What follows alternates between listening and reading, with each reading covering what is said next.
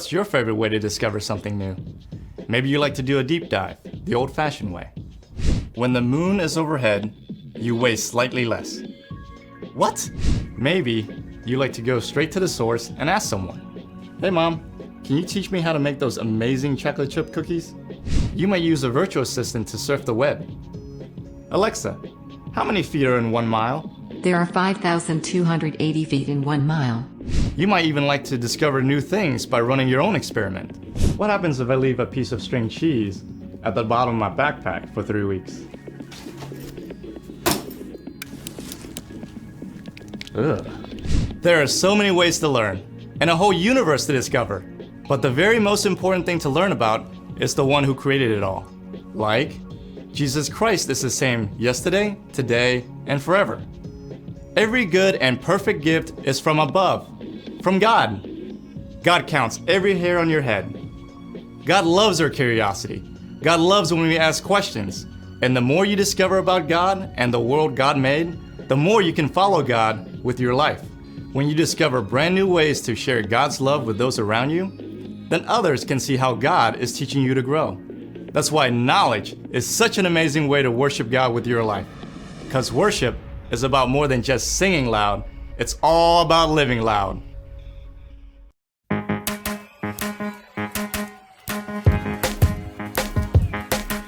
When I am scared of what I don't know, when I'm afraid, thinking I'm alone, you remind me that I still belong.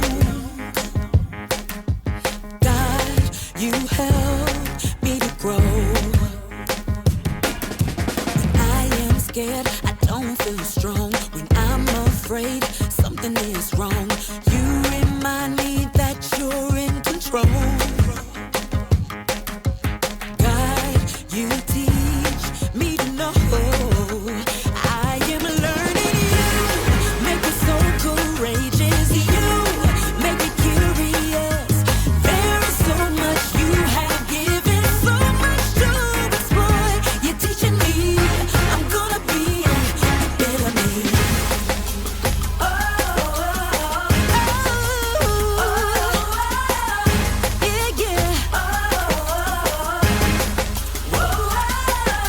When I am scared of what I don't know, when I'm afraid, thinking I'm alone, you remind me that I still belong.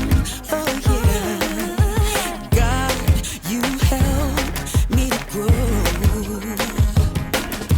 When I am scared, I don't feel strong. When I'm afraid, something is wrong.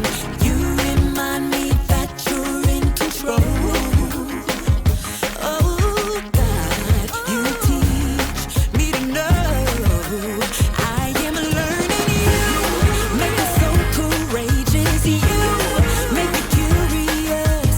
There is so much you have given, so much to explore. You're teaching me. I'm gonna be a better me.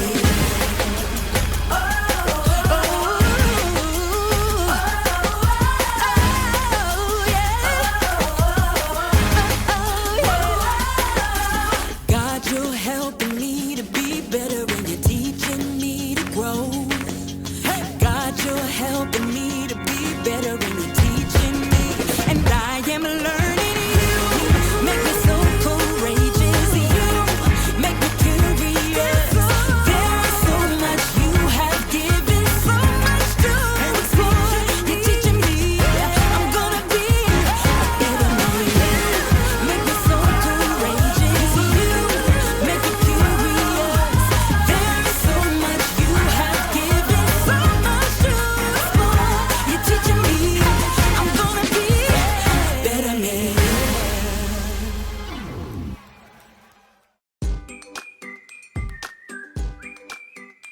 Welcome to Story Lab.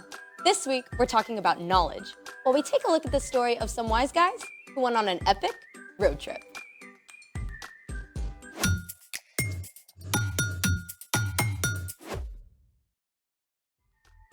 Hey, I'm Skylar.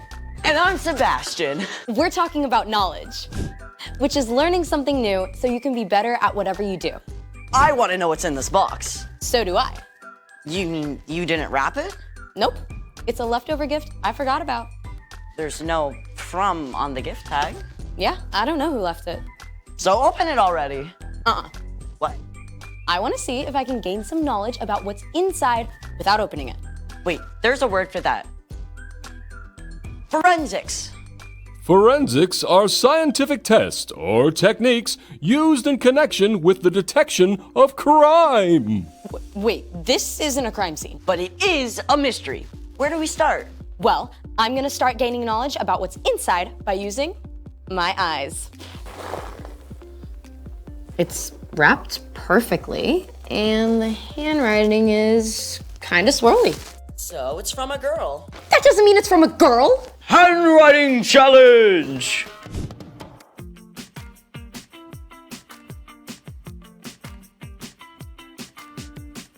Yours is swirly-ish. Well, yours is barely readable. That's true. What's next? Next, I'm gonna gain knowledge with my ears. Aha! What rattles like that? Maracas, birdseed. Snakes? So whatever it is, it rattles and it's from a girl. Maybe from a girl. Eyes, ears. I'm gonna gain some knowledge with my nose. Wait. I'm getting something. Salmon kibble? Sorry, I let my dog lick my face. Ew. Okay, so we've done eyes, ears, and nose to gain knowledge. Taste! I am not licking that box. You're running out of ideas. Too bad we can't do an x-ray. Can we field trip to urgent care? I don't think they take this kind of walk-in. Let's drop it! Ready? Ready.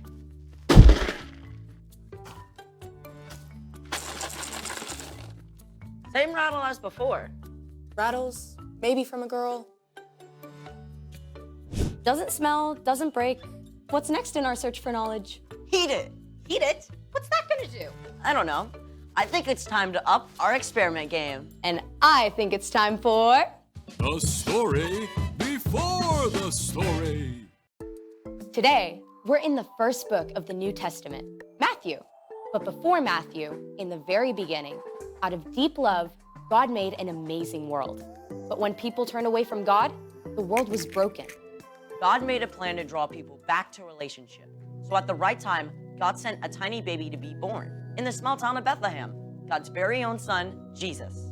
Which is where our story starts. Take it away. Hey, Erica. Hey y'all! So, we don't exactly know how the wise men discovered what the star meant. Look at that new star rising in the west. It's so bright. Surely it means something. But they may have known about Daniel, who had been taken as a captive from Jerusalem to Babylon hundreds of years before. Daniel had been an advisor to the king and would have shared the Jewish scriptures and promises from God with his fellow advisors. Look here. In the Jewish scroll of Numbers, A star will come from among the people of Jacob. A king will rise up out of Israel. A brand new baby king. Whether the wise men figured out what the star meant from ancient writings, or God spoke to them directly, they did not waste time in doing something with their newfound knowledge. The wise men packed up supplies and gifts and set out on what would have been an epic road trip across the desert. They followed the star for months or even longer, over ancient roads and through steep mountain passes. At last, they arrived in the city of Jerusalem.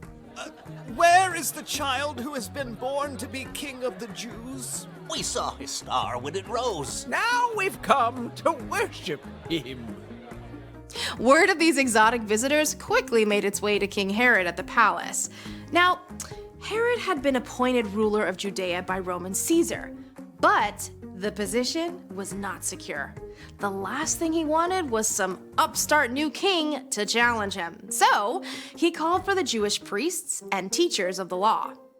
Where's this Jewish Messiah supposed to be born? in Bethlehem. How do you know? The prophet Micah, your majesty.